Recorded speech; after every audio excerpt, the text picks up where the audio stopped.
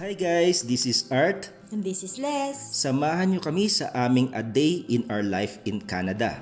Boxing Day. Boxing Day ay holiday dito sa Canada, kaya wala po kaming pasok, kaya gumising po kami ng mga bandang 9 a.m. No work, feels like weekend, house chores and konting gala tayo mamaya. Then we take our brunch at around 10 a.m. At ako ang laging nagluluto. Siyempre kung si Mrs. ang tagaluto, ako naman ang tigasin, tagasaing at tagahugas ng plato.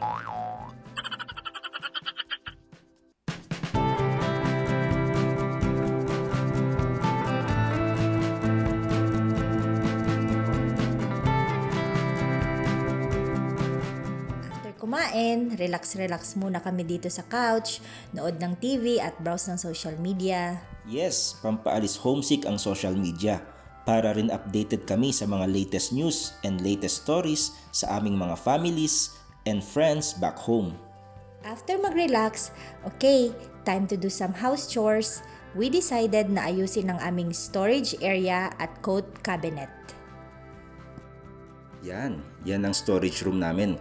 Medyo messy na siya kasi dyan namin tinatambak yung mga boxes, mga sapatos, at iba't iba pang mga gamit. Tinatago namin ang mga boxes for future use, for warranty, or kung sa future nalilipat man kami ng bahay. Kailangan din regularly inaayos para iwas alikabok.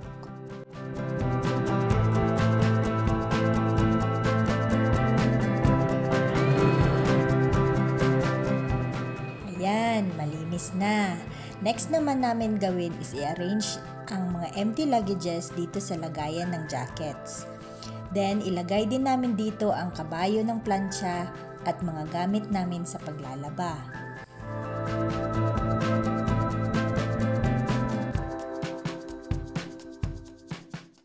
To maximize the space, nilagay na din namin ang ibang empty boxes sa ibabaw ng kitchen cabinets. Ayan, maglagay po kami ng isang maliit na table. Ang balak po namin dyan is lagayan po ng aming mga bag. Kapag uuwi po kami galing trabaho, dyan po namin ipapatong yung aming mga bags. Ayoko kasi nakakalat ang mga bags sa loob ng living room. So, I thought this would be the proper place. And sa ilalim po ng table, ipapwesto po namin yung aming shoe rack. Buti na lang kasyang-kasya yung shoe rack dun sa space sa ilalim ng table. Ayan! Yay! I'm so happy! May lagayan na ang aming mga bags at marami pang space para maayos namin ang mga lagayan ng aming mga sapatos.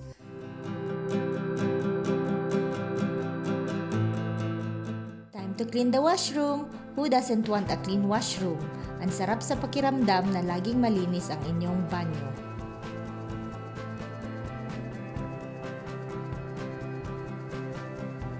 So habang naglilinis si Mrs. ng bathroom, lalabas muna ako para magtapon ng basura. Ayan, magsuot muna ng jacket at mag-prepare dahil napakalamig po sa labas kasi winter ngayon sa Canada. And nasa 4th floor nga pala kami ng apartment, kaya medyo mahabang lakaran kapag nagtatapon kami ng basura. Today, hindi po kami maglalaba, pero kung kailangan namin maglaba, pupunta po kami sa basement. Nandun po kasi yung public laundry room na merong several washers and dryers.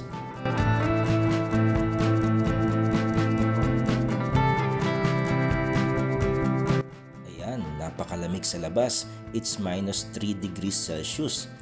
Kapag ganyan ang panahon, ingat po maglakad kasi nakakadulas. Yay! It's time to gala. Every weekend, nag-grocery kami at nag-church. Pero today is a holiday kaya gagala kami. It's time to get ready. Regulated naman ang water sa Canada. Just turn the knobs at naiinit na ang water.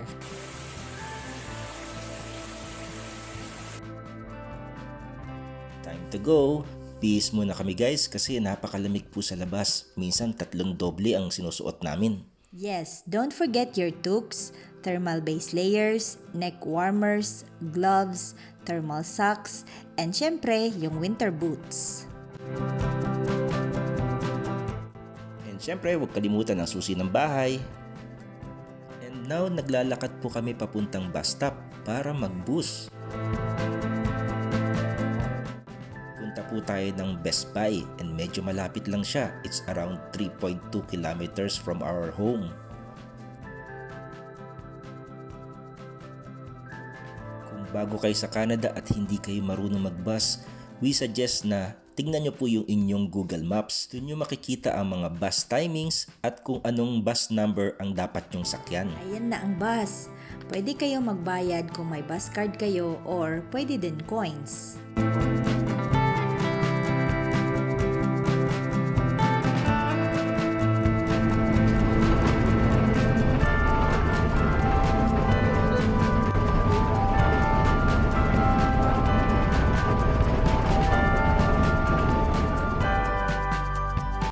Nandito na tayo sa Best Buy and mukhang totoo yung balita. Sa labas pa lang ang dami ng tao. Actually, wala naman talaga kaming bibilhin. Na-curious lang kami kung ano ang mga offers tuwing Boxing Day. Ayan, totoo nga ang chismis. Ang daming offers at grabe, ang daming tao sa loob.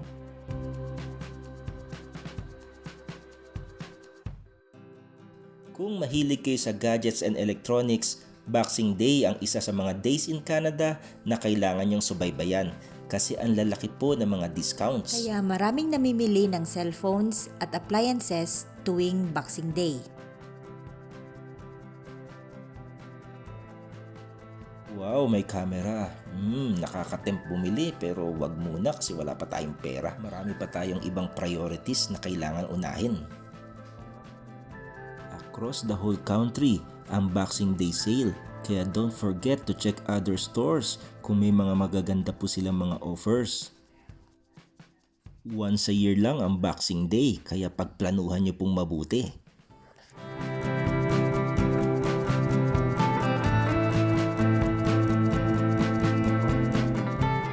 Saglit lang kami at naglibot-libot ng konti.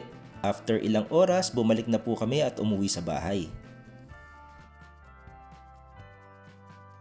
Nakakaaliw din gumala-gala at mag-window shopping, lalo na sa ganitong mga sale. Dalawa po ang pinakasikat na sale dito sa Canada.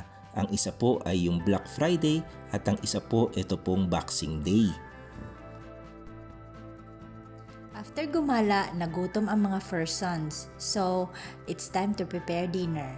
The menu for today is sinigang na baboy. Ito nga pala ang favorite ni Mr. Maraming paraan ang pagluto ng sinigang, pero ito na ata ang pinakasimpleng sinigang. Nag-slice ako ng kamatis at sibuyas at niredy ko na rin ang baboy.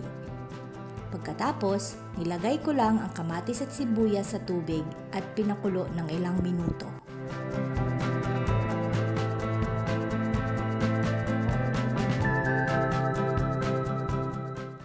Kumukulo na. Oras na para ilagay ang baboy at hintayin lumambot ang karne. And syempre, nandito na naman ako, ang tigasin, tagasaing. Yan. Dahil sinigang ang paborito kong ulam ang niluluto ni Mrs., siguradong mapaparami na naman ng kanin. Wala nga pala kaming makitang kangkong, kaya bok choy ang ginamit naming pangsahog na gulay. At gumamit ako ng sinigang mix na pampaasim. Let's eat!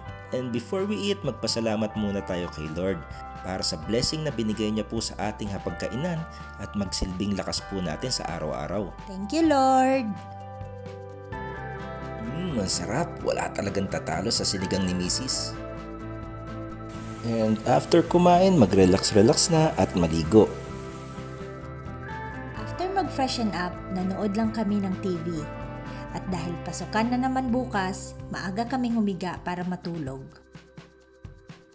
Yes, mga 9:30 to 10 p.m. natulog na po kami. At dyan po nagtatapos ang aming day in Canada. Yun lang po, maraming salamat po sa panonood. Please support our channel by liking this video, comment your thoughts below, and subscribe to our channel for more videos like this. See you on our next videos and vlogs. Goodbye and God bless. Paalam!